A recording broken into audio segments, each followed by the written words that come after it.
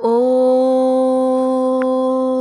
नमः सिद्धेभ्य नमो चिणाणम। सभी को सादर श्रद्धात्मक वंदन।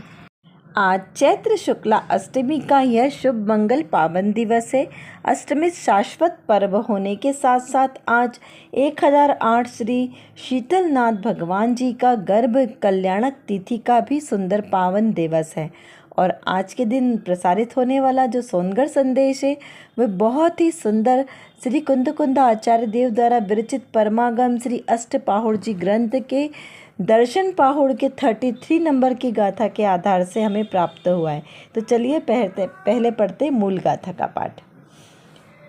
कल्लालण परंपरया लहन्ति जीवा विशुद्ध सम्मत्तं सम्मद्धं सनरयणम् अज्ञेदिसुरासुरे लोए। अब इसका शाब्दिक अर्थ देखते हैं। जीवा यानी जीव, कल्याण यानी कल्याण के, परंपराया यानी जो परंपरा से पंच कल्याणक आदि का जो समूह है, पंच कल्याणक रूप, उसकी यहाँ पर चर्चा की है। विशुद्ध यानी विशुद्ध, निर्दोष। सम्मत्तम यानी सम्यक्त्व से, लहंती यानी प्राप्त करते हैं। सम्मत दंसन रयणम यानी सम्यक दर्शन रूप रत्न। अघेदी यानी पूजा जाता है। सुरासुरम यानी देवों और दानवों के सहित। लोए यानी समस्त लोक द्वारा, तीनों लोक के द्वारा। अब इसका हम अर्थ देखते हैं। कल्याण श्रेणी साथ पामे जीव समकित शुद्धने सुर असुर केरा लोकमा सम्यक त्वरत्न पूजाय छे। अर्थात जो जीव कल्याणकों को के समूह यानी पंच कल्याणकों के विशुद्ध, निर्दोष, निर्मल, सम्यक्त रूप से प्राप्त करता है, वे देव दानवों सहित समस्त लोकों में पूजा जाता है। इस प्रकार से आज का यह संदेश, इसमें सम्यक दर्शन की महत्व को बताया है कि किस प्रकार सम्यक दर्शन ज्ञान चारित्र को धारण करने वाले जीव 3 लोक में पूज्य पद को प्राप्त करते हैं। क्योंकि जो जीव सम्यक्त को प्राप्त करते हैं वे जीव शुद्ध अवस्था को धारण करते हैं, और जो जीव परम शुद्ध है वे सुर असुर यानी सुर और दानव 100 इंद्रों से पूजित होते। ऐसे द्रव्य संग्रह जी की गाथा में भी 100 इंद्रों से पूजित ऐसे श्री जिनेंद्र भगवान का वर्णन आता है।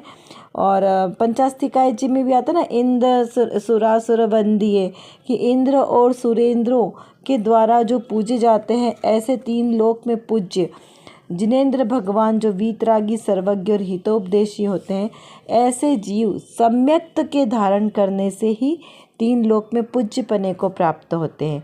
अच्छा, ऐसा क्यों? देखिए, जो वीतरागी होगा उसे किसी से भी राग द्वेष नहीं होगा, और जहाँ राग द्वेष नहीं है वही तो सुख है।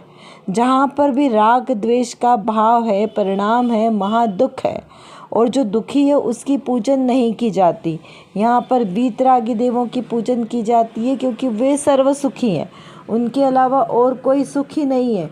इस प्रकार यहाँ पर ऐसे कल्याण श्रेणी में प्राप्त जो जीव अपना स्वयं का तो कल्याण करते ही करते हैं, और अपने साथ वाले जो जीवों का भी कल्याण करते, प्राणी मात्र के प्रति जिनके अंतर में दया की भावना है, ऐसे 16 कारण भावनाओं को धारण करने वाले वे चरम शरीरी तीर्थंकर महामुनिराज होते हैं, जिनके प्रताप से समस्त जगती में कण कण पावन हो जाता है। मतलब जब तीर्थंकर भगवान का जन्म होता है तो तीनों लोकों में शांति होती है, क्षण मात्र के लिए, नरकों में भी शांति होती है। ऐसे महापूज्य पने को प्राप्त होते हैं।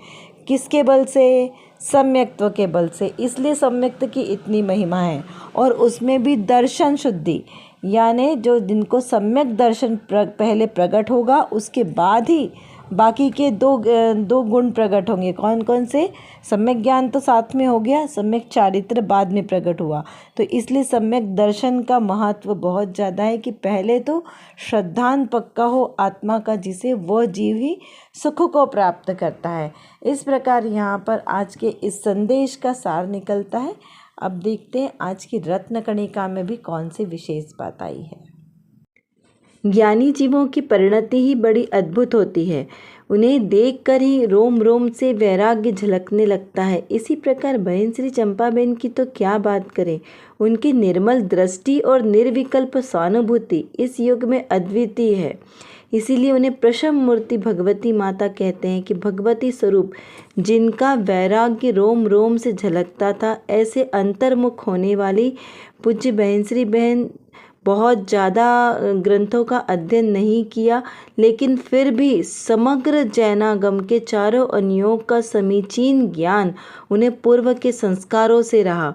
इस प्रकार उनके साथ जिसने भी उनके साक्षात दर्शन किए वे उनकी उस अनुभूति को भुला नहीं पाते। हमने भी साक्षात उनके दर्शन किए। अद्भुत नारी रत्न थी पूज्य बहन श्री बहन। और पूज्य गुरुदेव श्री माता जी दोनों की जीवन शैली जीवनचर्या देखकर ऐसा लगता है कि सचमुच वैराग्य रस उनके रोम रोम से टपकता है। तो चलिए उन्हीं के साथ चर्चा में जो ये प्रश्न आया उसको आज हम समझते हैं। प्रश्न है, पहले ज्ञान जानने में आता है या आत्मा? दोनों की प्रसिद्धि में कितना अंतर है? क्या प्रश्न किया कि पहले ज्ञान जानने में आता है या आत्मा जानने में आता है और दोनों की प्रसिद्धि में अंतर कितना है? उसका समाधान करते हुए कहते हैं, गुरुदेव श्री कहते हैं कि दोनों एक साथ ही जानने में आते हैं। आत्मा को लक्ष्य के लिए बिना ज्ञान को किसका लक्षण कहना? आत्मा को लक्ष्य में लेने पर ज्ञान उसमें अभेद हुआ, तब आत्मा लक्षित हुआ और ज्ञान उसका लक्षण हुआ। इस प्रकार लक्षण और लक्ष्य दोनों की प्रसिद्धि एक साथ ही है। क्या बताया यहाँ पर? लक्षण और लक्ष्य दो के बीच भेद बताया। लक्षण किसे? जिन चिन्हों के द्वारा हम किसी वस्तु को पहचानते हैं, और लक्ष्य जिसके द्वारा हमें पहचाना जाता है उसे लक्ष्य कहते हैं। तो यहाँ पर कहा कि दोनों एक साथ ही जानने में आते हैं। आत्मा में ज्ञान सर्वांग में भरा है, तो आत्मा के द्वारा दोनों ही चीज़ें एक साथ लक्ष्य में आती है। कौन? ज्ञान और वस्तु दोनों का एक साथ ही प्रतिभास होने के कारण दोनों में समय भेद नहीं है, लक्षण भेद भिन्न भिन्न है। इस प्रकार आत्मा की प्रसिद्धि ज्ञान के द्वारा ही होती है। यदि ज्ञान नहीं तो आत्मा जानने में आएगा कैसे? क्योंकि आत्मा में ही तो ज्ञान भरा है। इस प्रकार से यहाँ पे लक्षण भेद से हटकर दोनों एक ही समय में लक्ष्य में आते हैं। अब यहाँ पर देखिए जो भी चर्चा चल रही थी कि निर्मल दृष्टि, तो निर्मल दृष्टि क्या है, ये हमारे चिंतन का विषय है। हमें बारंबार चिंतन करना है कि निर्मल दृष्टि यानी कर्म मल से रहित, और कौन सी? निर्विकल्प, कोई प्रकार की आकुलता नहीं। आकुलता में दुख है और निराकुलता में सुख है। तो ऐसे अपने निर्मल और आत्म स्वभाव को हमें क्या करना है? लक्ष्य में लेना है। उसी को स्वानुभूति कहते हैं। स्वानुभूति यानी सम्यक दर्शन कहो, आत्मानुभूति कहो, आत्म अनुभूति, ये सब एक ही बात है। तो करना क्या है हमारे लिए? करने योग्य कार्य एकमात्र ऐसे निर्मल आत्मानुभूति हमारे लिए करने योग्य कार्य है। चलिए अभी हम कुछ प्रश्न देखते हैं कि श्री अष्टपहौड़ जी ग्रंथ के दर्शन पहौड़ जी में जो 33 नंबर की गाथा है उसमें आचार्य कुंद देव ने क्या बताया है, उसको बारंबार चिंतन करके उस पर विचार करना है।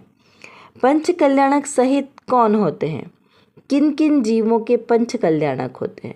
देखिए कल्याणक भी 5 कल्याणक तो होते हैं, लेकिन जो तीर्थंकर होते हैं सबके जरूरी नहीं है कि 5 कल्याणक होते हैं। तो और भी कितने प्रकार के होते हैं, कोई 2 कल्याणक वाले, कोई 3 कल्याणक वाले, कोई 4 कल्याणक वाले और पंच कल्याणक वाले। तो ऐसा विचार करना है कि ये भिन्न भिन्न प्रकार के पंच कल्याणक किन किन जीवों के होते हैं, कब होते हैं और कहाँ होते हैं, इसका चिंतन करें। समस्त लोक में पूज्यपना क्या है? समस्त लोक में पूज्यपना किसे कहा? 3 लोक में पूज्यपना किसको कहा? और ऐसे 3 लोक में पूज्यपना के धारक कौन है? हम वही हमारे आराध्य हैं, उनका चिंतन और मनन करना है। स्वानुभव क्या है? स्व प्लस अनुभव, ऐसे दो शब्दों से बना है स्वानुभव। तो स्वानुभव का क्या मतलब हुआ? सिंपल शाब्दिक अर्थ तो समझ में आता है कि स्वानुभव, स्व का अनुभव, पर वो स्व का अनुभव होता कैसे है, ये हमें विचार करना है। कि अगर हमने देखा कि अभी यहाँ प्रकाश है, तो प्रकाश को जाना किसने? आत्मा ने जाना। मेरे शरीर में दर्द हो रहा है, तो इस दर्द को किसने अनुभूति की? तो वही मैं हूँ, ऐसा हमें जानना है। ऐसे निर्मल दृष्टि क्या है, उसे पहचानना है। मैं ही शुद्ध हूँ, मैं ही आत्मा हूँ। कर विचार तो पाम, हम जितना विचार करेंगे उतना ही हमारा विषय क्लियर होगा, क्योंकि हमारे पास समय की कमी है और जानना बहुत ज़्यादा है। और किसको जानना है? अपने ही ज्ञायक स्वभाव को जानना है। तो जब तक हम अपने इस ज्ञायक स्वभाव को नहीं जानेंगे, तब तक हमारा कोई भी कार्य सिद्ध नहीं हो सकता। तो एकमात्र जो मेरे अंदर, मतलब मेरे आत्म स्वभाव में जो ज्ञान नाम का विशेष गुण है, इस गुण को एकमात्र अपने ज्ञायक स्वभाव को जानने में लगाएं, तो निर्विकल्प दशा की प्राप्ति होगी। और इस निर्विकल्प दशा के ही आश्रय से हमें शाश्वत सुख की प्राप्ति होगी। तो वो शाश्वत सुख हमें प्राप्त हो, इसीलिए पुरुषार्थ करना आवश्यक है। उसके लिए व्यवहार से तो सच्चे वीतरागी देवशास्त्र गुरु का आश्रय लेना योग्य है, और निश्चय नय से मेरी निज शुद्धात्मा का आश्रय लेना ही सर्वश्रेष्ठ उपाय है। अभी के लिए बस इतना ही। विशेष चर्चा हम आगे की कक्षाओं में करेंगे। तब तक हम अपने आत्मस्वरूप को जानें, पहचानें और उसी में लीन रहें। इसी विशेष मंगल भावना के साथ आप सभी को सादर जय जिनेंद्र।